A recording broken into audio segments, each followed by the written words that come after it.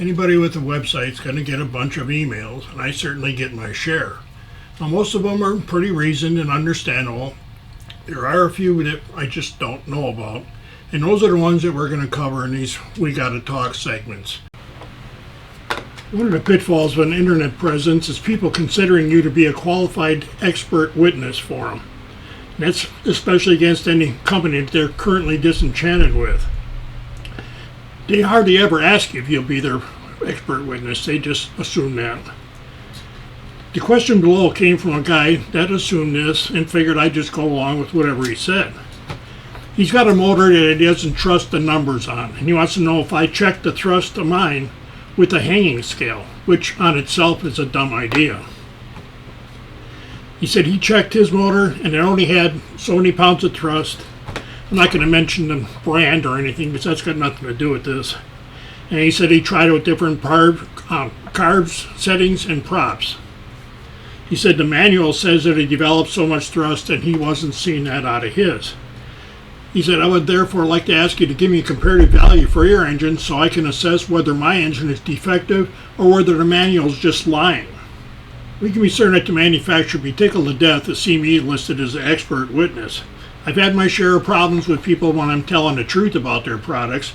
I'm not going to give up my livelihood over a bogus accusation that's done with testing results that just don't matter. People have long associated me with being a Packer fan, which of course I am. I'm from Wisconsin. If you're not a Packer fan, women make you do things. I'm shooting this segment the morning after Aaron Rodgers was hurt in his first game with the Jets.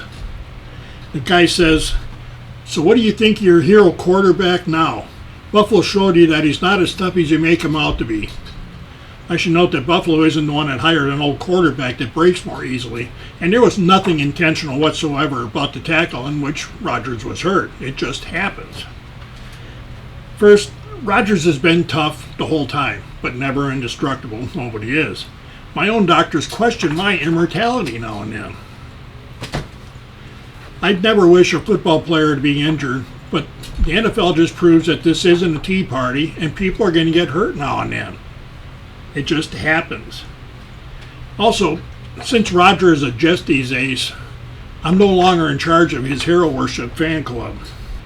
Right now I'm paying more attention to Panthers' Bryce Young and the Packers' Jordan Love, who both deserve a shot and look like they're going to have a good career in this league.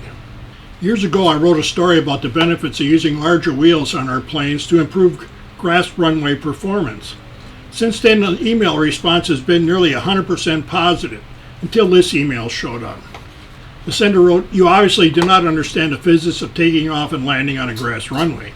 Get educated before shooting your mouth off, which was followed by a bad word that he used to describe what he thought I should be doing with myself that I suspect physics and biology both would eliminate.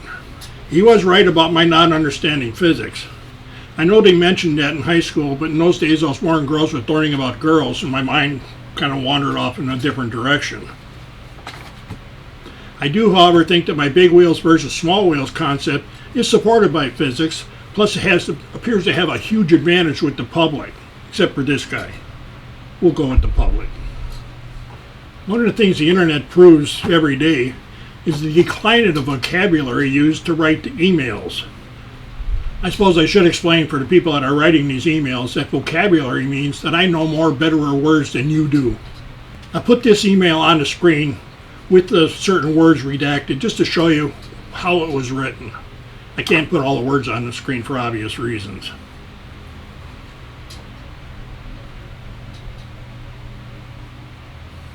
I was kind of impressed that he blasted me in part because I'm a hot on the internet. I don't crash all of my airplanes, but I do crash some and I show them on the internet. I try to help when I can.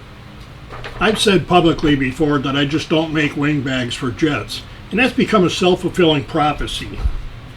A guy wrote me recently, the most recent one, I saw in an earlier segment of this trash that you do not service the RC jet community. We are better off for that and are more willing to take our money to vendors that appreciate this type of aircraft. With your business model in mind, I am sure RC Jets will be around long after you are gone.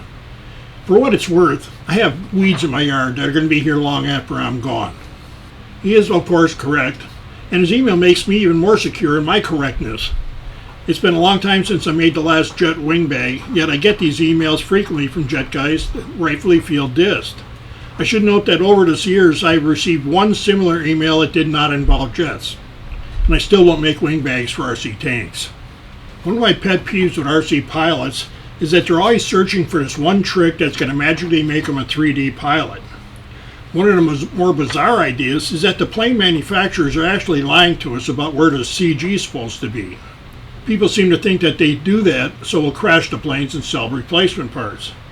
With airplanes that doesn't work, but I always thought that RC helicopters were designed for the 3 people that can actually fly them and to sell parts to the rest of us. One of the things that people think about the CG is that if you move it far enough back, you can hover an airplane easier. The other thing of hanging something on a string. Well, that doesn't work with RC planes, and everybody that's tried it has found that out. In 40-some years of flying planes, I've had the sticks on about half a dozen planes that were seriously CG heavy in the back end, and they fly like crap. I managed to save most of them by aiming them to the tall weeds and just letting them crash into the grass. The best thing you can do to learn how to fly 3D is to set the plane up the way the manufacturer says, as their factory pilots do, and practice. There's a lot of informative videos on the internet about doing the different 3D maneuvers. Watch those and practice and quit whining. And don't screw around with the CG. That's it for this version of We Gotta Talk. Keep the emails coming. I know you will.